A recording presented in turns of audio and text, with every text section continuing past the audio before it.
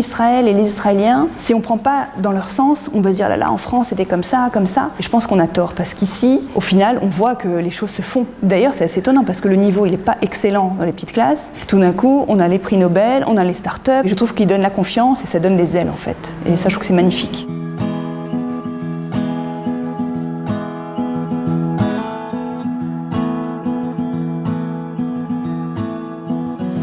Héloïse Abitbol, bonjour. Bonjour Cathy. Ravie de te retrouver ici. Alors tu n'es pas très loin. Non, pas très loin en effet. De cet endroit. Tu arrives en Israël il y a 9 ans. Bien que tu aies fréquenté les mouvements de jeunesse, c'était pas tellement ton truc de venir vivre en Israël. Ça ne te branchait pas plus que ça. C'est-à-dire qu'en France, on avait une vie, je veux dire, assez agréable. On habitait, sans prétention, on habitait les beaux quartiers. Je travaillais place Vendôme, à Paris. J'avais une vue sur tout Paris. Et un jour, mon mari me dit, viens, on fait un voyage d'études. C'était pas nouveau, ça se vient. Il a toujours voulu venir. Lui, il a toujours voulu venir. Depuis le jour où on s'est mariés, je pense qu'il n'y a pas un jour où il ne m'a pas dit de toute façon, on ne restera pas en France. Donc j'étais un peu préparée à l'idée. Mais toi, c'était pas ton truc. Je ne me voyais pas franchir le pas en fait. Et on a fait ce voyage avec Shalom Var, donc un voyage d'études en fait. Suite à un week-end parisien, en fait, il nous prépare, il nous explique l'Alia, Israël. Et on arrive, on a été voir Eli. On avait des amis, des connaissances. Dans les territoires. Exactement. L'idée de faire l'Alia, c'est apparu vraiment comme une évidence. Il fallait qu'on se jette à l'eau. En revanche, moi, j'étais pas prête pour aller à Eli. C'était un petit peu loin de mes bases. Moi, j'ai vécu toute ma vie dans la même rue, pratiquement. Tout d'un coup, le grand saut, je me voyais pas aller directement dans les territoires. Campagne. Non, c'était un peu loin de Tel Aviv, c'était un peu loin de Jérusalem. Ça m'a déstabilisée. Donc, on a eu la possibilité de venir à Tel Aviv. Et c'est ce qu'on a fait. Donc vous avez dit, ok, on fait l'Alia, mais on va dans la grande ville. Quoi. Exactement. C'était rassurant pour toi? Très rassurant. Pourquoi? Parce que ça, quelque part, ça ressemblait un peu enfin, je pensais que ça ressemblait à ce qu'on vivait. La grande ville, et on venait souvent en touriste. J'avais repéré une école pour mon fils. Bon, voilà, j'avais repéré un peu des choses qui me semblaient familières. Et c'était rassurant. Est-ce que, finalement, une fois que tu as sauté le pas, tu t'es trouvé vraiment dans un terrain familier, comme tu le dis, ou c'était différent? En fait, ce qui est drôle en Israël, c'est qu'on se dit, tout le monde est juif, ça va nous ressembler en fait. Nous, on vit entre juifs en France, on vit dans la communauté, et on s'aperçoit que pas du tout. Que la culture israélienne, en fait, elle est très différente de ce qu'on a pu vivre. On n'a pas le même passé, on n'a pas fait l'armée, on n'a pas les codes en fait. Donc j'étais rassurée par rapport au quartier, à la ville, à la grande ville, mais au final, on doit s'adapter. Et en fait, je trouve que c'est magnifique parce que c'est comme si on avait une deuxième vie. Tu travaillais dans la cosmétique, dans des grosses boîtes de cosmétiques pendant très longtemps, une quinzaine d'années je crois, à Paris. Et tu es arrivé ici, tu n'as pas changé de métier, tu as eu la chance de travailler dans ta spécialité. Ouais, c'est vrai. Comment est-ce possible? Je suis chimiste de formation dans les cosmétiques. Et c'est vrai que je voulais essayer de garder cette compétence et cette expérience que j'avais acquise. Et avant de faire l'Alia, lors de ce voyage d'études, j'ai eu la chance de rencontrer un monsieur israélien qui s'appelle Shai Ben Gera. Je voulais citer son nom parce que c'est lui qui m'a donné ma chance. Lui, il était patron d'un grand groupe ici et il avait également investi dans une start-up. Et il m'a dit, quand on s'est rencontrés, si tu fais l'Alia, je t'embauche. Ok. Je n'ai pas vraiment cru. En revanche, je ne l'ai pas oublié. Je n'ai pas oublié ses coordonnées. Et 2-3 mois après, parce qu'on est vraiment venu assez rapidement, je l'ai appelé. Et il me dit, c'est bon, tu commences. Quand tu dis 2-3 mois après, en 3 mois, vous avez plié bagages vraiment? Ouais. En fait, en 3 mois, on avait vendu notre appartement déjà. Quelque part, on savait qu'on ne voulait pas rester en France. Donc on ne voulait pas d'attache, surtout mon mari. Donc on a pris un appartement à la location. C'était facile en fait de tout rendre. Mon fils il devait rentrer en maternelle. Donc c'était le moment idéal en fait. Donc on a fait le voyage d'études au mois de mars. Et fin juin, on était en Israël. Et mon père, d'ailleurs, il m'a dit, mais c'est pas possible, en fait, tu vas juste aller 2-3 mois à la plage pour l'été, et puis tu vas revenir. Et donc, quand on est resté là-bas, il m'a dit, mais il n'a pas bien compris. Donc c'est vrai que ça s'est fait très rapidement. Et moi, qui ai toujours été attachée à ma rue, pratiquement à mon mode de vie, quand j'ai fait les cartons pour l'Alia, quand on a fait le fameux cadre, je n'ai rien remis en question. J'ai foncé tête baissée. Et je me suis même étonnée moi-même, parce que c'est pas du tout mon tempérament. Mais c'est vrai que tout s'est fait rapidement. On est arrivé fin juin et j'ai commencé à travailler début août. Grâce à cet Israélien qui t'a tendu la main, tu parlais l'hébreu à l'époque ou pas du tout? En fait, j'avais les bases. Je connaissais l'alphabet, j'avais pris beaucoup de cours. Tu t'es préparée? Oui, je me suis préparée. Donc des cours d'hébreu, écrire, lire? Exactement, avec un professeur particulier. J'avais fait le Talmud Torah assez longtemps. J'étais venue un été à l'Institut Rothberg à Jérusalem pour parfaire mon hébreu. Voilà. Tu as fait l'Ulpan Kites de l'Université de Jérusalem? Oui, tout à fait. Et quand je suis arrivée, j'ai pu avoir la chance de travailler en anglais. Et je leur ai dit, en fait, je leur ai dit, mais je ne suis pas bilingue en hébreu, est-ce que ça pose problème? Et ils ont été vraiment sympas, ils m'ont dit, on fera les choses en anglais. Bon, ça a vite tourné en hébreu, donc du coup, les réunions, je ne comprenais rien, mais je faisais semblant. Parce que tu faisais semblant? Je faisais semblant, parce que je me dis, j'ai pas envie de perdre la face. Et puis, bon, les Israéliens, ils en imposent aussi, donc j'avais pas envie de... Voilà, je voulais montrer que je pouvais le faire aussi. Et c'est drôle parce qu'en fait, c'est un challenge un peu au quotidien, cette vie ici. C'est plus dur encore quand on est Ola Hadasha, une femme, et dans le business pour s'imposer, quand on n'a pas encore tous les codes, etc. J'ai pas trouvé que c'était plus dur. Et d'ailleurs, de façon générale, je trouve ici, notamment, que c'est pas plus difficile d'être une femme. Je pense que quand on est sérieux, quand on a des compétences, toujours en toute humilité, parce que moi, j'ai remplacé des Israéliens à leur poste, et j'ai jamais voulu arriver, en étant prétentieuse, en disant je viens de Paris, j'ai fait ci, j'ai fait ça. C'est un secret d'être humble. Déjà, je pense que dans la vie, il faut être humble déjà. Et pour travailler avec les Israéliens, oui, je pense que oui, c'est important. Vraiment, j'ai remplacé 3 personnes à mes 3 postes qui étaient des Israéliens. D'abord, qui ont été très gentils, parce qu'en France, je pense que ça ne serait pas passé comme ça. Et je pense qu'il faut être humble. D'abord, on a beaucoup à apprendre, même si on a des connaissances, des compétences. Pour moi, c'était une des recettes, une des clés. Donc, ils t'ont donné ta chance. Tu faisais quoi dans ton premier job? C'était super intéressant, parce que je suis très enthousiaste d'Israël en général, donc je peux dire que c'est très intéressant, c'est génial.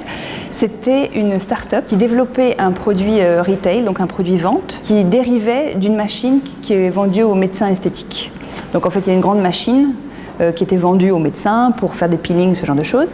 Et ce qu'on a fait, c'est qu'on a développé une taille vente de ce concept-là. Donc en fait, après, on a levé des fonds. Tu as participé à toute Exactement. On a fait le branding, on a tout fait. C'est la même façon de travailler que ce à quoi tu étais habituée? Non, pas du tout. Pas du tout. C'est drôle parce que ici, tout est possible.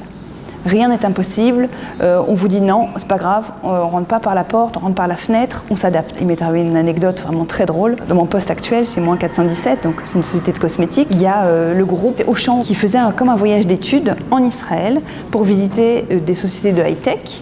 Et en fin de journée, ils sont venus visiter notre société de cosmétiques. Et il fallait pratiquement du jour au lendemain leur préparer une présentation sur la technologie, ce qu'on faisait. On n'avait pas toutes les infos, exactement, surtout le temps matériel de le faire. On a été chercher les infos à gauche, à droite, chez les sous-traitants, on a fait des vidéos et surtout la salle de réunion. On a tout réorganisé en une soirée, on a loué 25 chaises et en fait c'était un peu comme La Vérité si je mens, c'est-à-dire que s'ils avaient poussé la porte, ils auraient vu pratiquement la basse-cour. Enfin, c'était... Et en France, jamais on n'aurait fait ça parce qu'il faut de l'organisation, il faut des process. Et ici, on a une grande flexibilité qui nous permet de faire plein de choses. Donc bien sûr, ça a aussi le revers un petit peu d'être moins organisé, mais au final, on arrive à faire plein de choses et c'est assez extraordinaire. Donc ça, c'est une force que tu as découverte ici. Oui, tout à fait. Qu'est-ce que tu aimes? Je sais que tu es une fan de Tel Aviv. Qu'est-ce que tu aimes à Tel Aviv? Ce que j'aime, c'est la grande liberté qu'on a. En fait, je trouve que les gens ne jugent pas, on ne vous dévisage pas. Je trouvais qu'à Paris, bon, ça fait maintenant pratiquement 10 ans, mais il y avait beaucoup de regards. Les gens, ils scrutent. C'est pas très agréable. Et surtout à Paris, on vivait beaucoup en communauté, les uns avec les autres, les enfants tous dans la même école. Ça commençait déjà, pour moi, à être un petit peu comme un ghetto. Et Tel Aviv, je trouve qu'il y a une immense liberté. Personne ne nous regarde, on n'est pas critiqué. On peut faire ce qu'on veut. J'étais dans le bus tout à l'heure, il y avait un monsieur qui gênait avec son sac. Personne ne lui dit rien. C'est une société plus tolérante, d'après toi? Je trouve que c'est très tolérant. Ça peut être pas forcément bénéfique, mais je trouve que c'est très tolérant. Et du coup, ça nous donne un peu des ailes, je trouve. Ouais. On sent qu'on peut faire plein de choses. Et d'ailleurs, les enfants, je vois mon fils, comment l'éducation, comment, au final, ils veulent donner des ailes aux enfants. Ils veulent leur donner de l'amour pour leur donner la base, pour évoluer dans la vie, en fait. Donc j'aime la confiance qu'ils leur donnent, l'autonomie et la confiance, en fait. Puisqu'une fois qu'on a confiance, on peut tout faire. Israël et les Israéliens, si on ne prend pas dans leur sens, on va se dire là, en France, c'était comme ça. Et je pense qu'on a tort, parce qu'ici, au final, on voit que les choses se font. D'ailleurs, c'est assez étonnant, parce que le niveau, il n'est pas excellent dans les petites classes. Tout d'un coup, on a les prix Nobel, on a les startups. Donc je ne sais pas exactement quel est le process, je vais voir avec mon fils, mais c'est un peu incompréhensible. Mais je trouve qu'il donne la confiance et ça donne des ailes, en fait. Et ça, je trouve que c'est magnifique. Tu continues de travailler aujourd'hui dans ton métier. Ça, c'est rare, parce qu'il y a beaucoup de gens qui se réinventent, qui veulent faire autre chose. Mais en même temps, quand ils s'engagent dans cette voie, ils perdent un peu le capital expérience qu'ils ont acquis. Est-ce que ça, pour toi, c'était une grande chance de rester dans ta voie, dans ton champ d'expertise? Oui, c'était une grande chance. Je conseille peut-être aux gens qui nous écoutent de se créer un réseau, en fait, parce que c'est un petit pays où les gens se cooptent pour travailler. En fait, quelqu'un vous dira, j'ai un freelance dans ça, je connais quelqu'un qui est bien. Donc je trouve que c'est très important de cultiver son réseau. Et mon second poste, je l'ai trouvé grâce à un ami qui s'appelle Laurent Zafran, que je salue, parce qu'il était dans la société dans laquelle il m'a fait rentrer. Donc voilà, je trouve que le réseau, c'est extrêmement important. De façon générale, c'est très bienveillant. Donc quand c'est fait comme ça avec bienveillance, ça se passe bien. Même de nos jours, j'ai des jeunes filles moi, que je prends par exemple dans le stage Massa, dans le cadre de stage.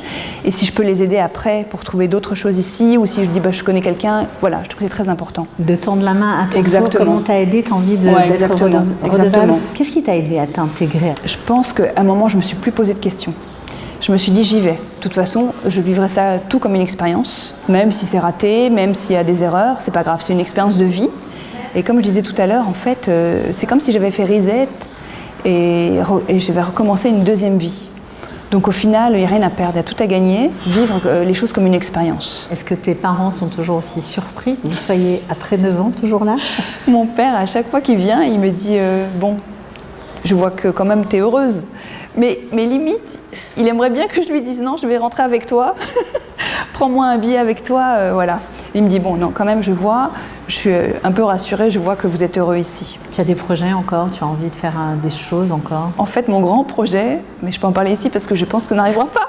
C'est pas attention. Il faut faire attention, ce qu'on dit sur Studio Qualita, généralement, ça prend forme. Ça met peut-être du temps, mais ça peut arriver. Alors, je vais le dire, justement, je voulais rentrer dans les renseignements en Israël. C'est mon rêve. Ils recrutent. Ils recrutent, ouais. Mais bon, j'ai tout essayé, tous mes contacts.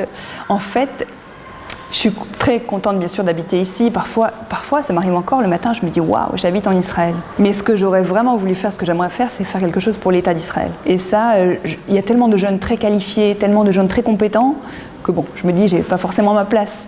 Mais c'est mon rêve de toujours. Et d'ailleurs, mon mari me fait des blagues absolument incroyables. Il m'a appelé une fois, je sais pas s'il a pris une voix différente, je me souviens plus. Il m'a dit bon, alors il faut que vous soyez prêts dans 25 minutes. Une voiture vient vous chercher.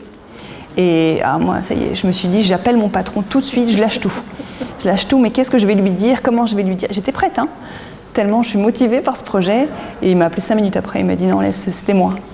J'étais très fâchée. Ça serait le Graal pour moi ici, de faire quelque chose, parce qu'en fait, ce peuple, il a tellement fait pour nous. Et ces jeunes qui vont à l'armée, ils font tellement pour nous, que je me dis, c'est pas possible que je sois là et que je fasse rien. Vous faites pas rien. C'est ce qu'on me dit, mais je trouve pas qu'on fait grand chose en fait. Donc quand je peux, j'essaye de faire des petites actions. D'aider. Oui, exactement. Mon but, ce serait de faire quelque chose de plus grand.